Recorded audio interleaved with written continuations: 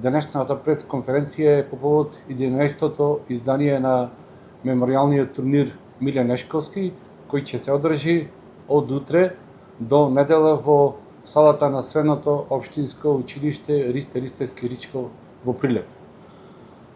Оваа година имаме 6 екипи на турнирот Миле Нешковски, покрај домаќинот ракометниот клуб Прилеп. Тука се екипите на ракометниот клуб Бутел, ракометниот клуб Тиквеш, ракометниот клуб Еврофарм Пелистер 2, ракометниот клуб Мултиесенс и ракометниот клуб Младост од Богданци.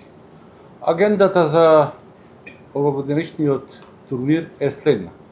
Значи во утрешниот ден со почеток од 15:30 часот имаме положување на цвеќе пред споменикот на Миле Нешковски пред универзалната сала во Прилеп.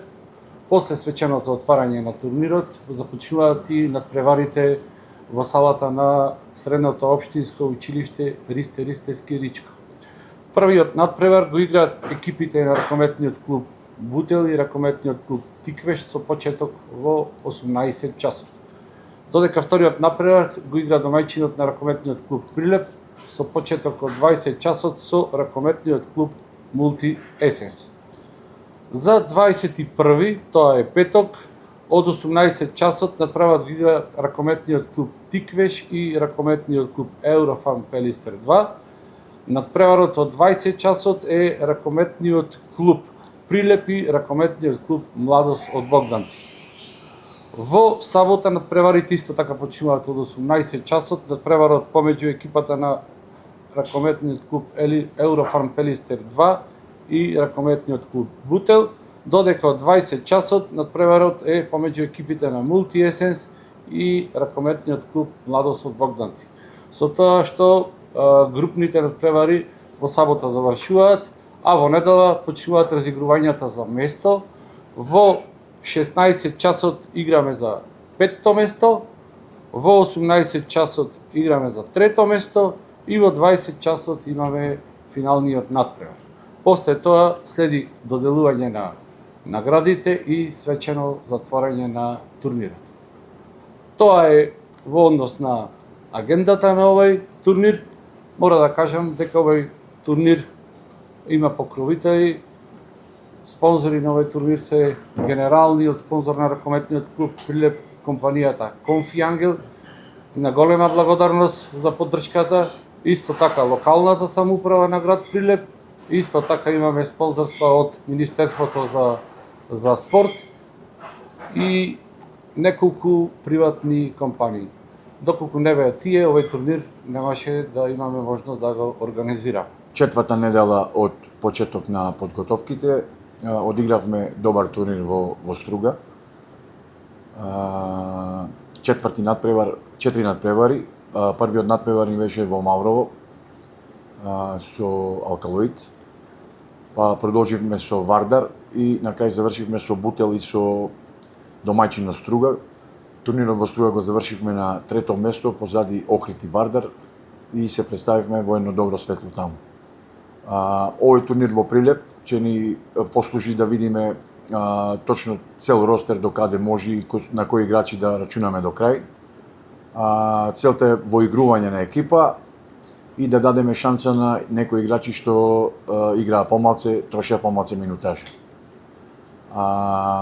Тука во Прилеп настапуваат доста квалитетни екипи, што завршија лани од 5-то до 8-то место. Тука е Бутел, тука е Тиквеш, екипи што играат, изборија место во Европа и игра во плейоф минатата сезона.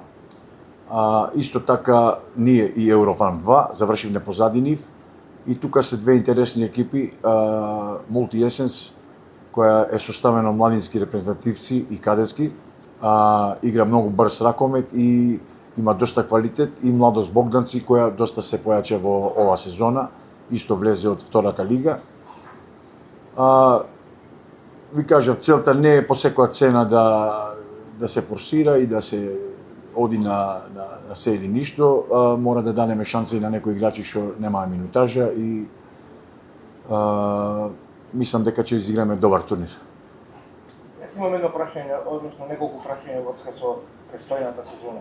Дали конечно Прилеп ќе ги поткрена амбициите, затоа што веќе неколку години играме плей-аут, дали Прилеп би посакал да игра европски рамки, колку финансиски е моќен ракометниот клуб Прилеп и дали се има услови за да се стигне до тоа ниво, затоа што знаеме дека сала во Прилеп не е функционална освен онаа каде што ги играте на тоа. Минатата сезона дојдов малце покасно, не учествував во креирање на ростерот на екипата.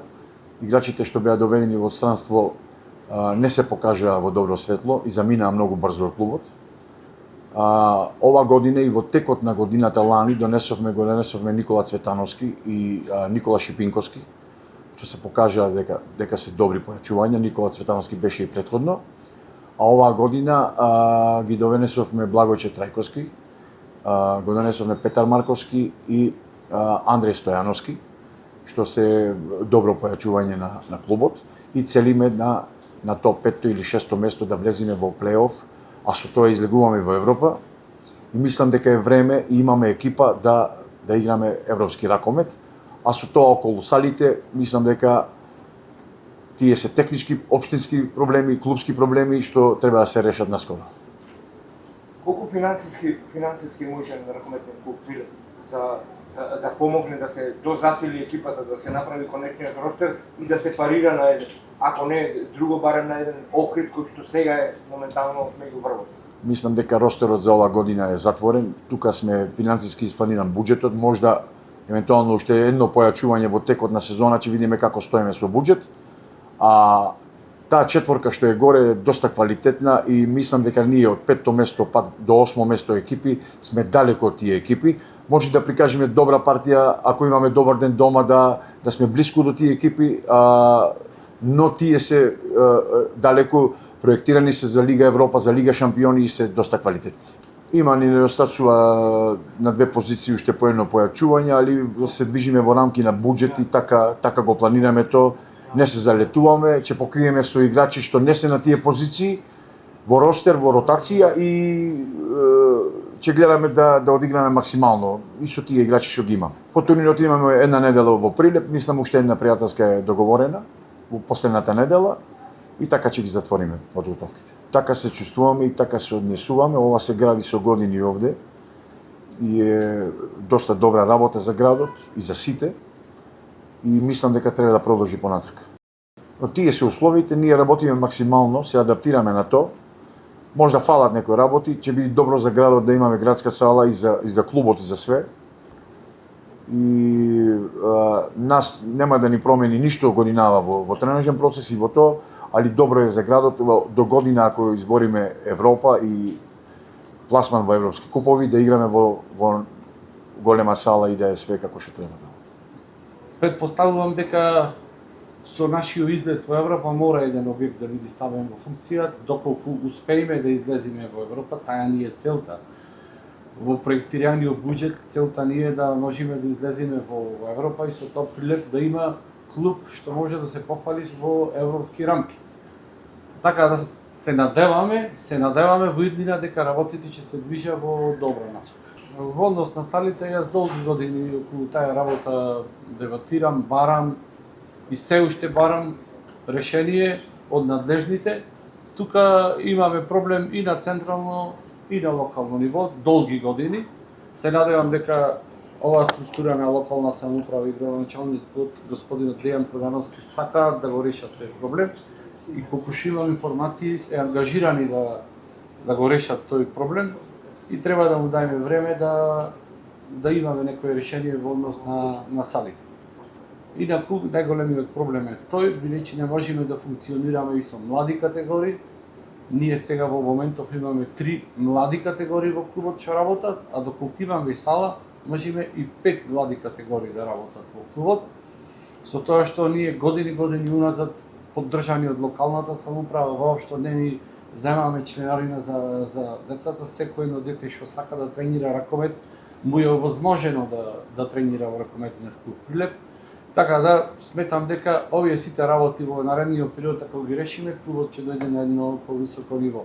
Мора да кажам една голема благодарност до генералниот спонзор на ракометниот клуб Конфи Ангел, кој што несебично во последниве 3-4 години помага и го одржува ракометот во нашиот град и се надевам дека таа соработка ќе продолжи во иднина и уште на едно повисоко ниво.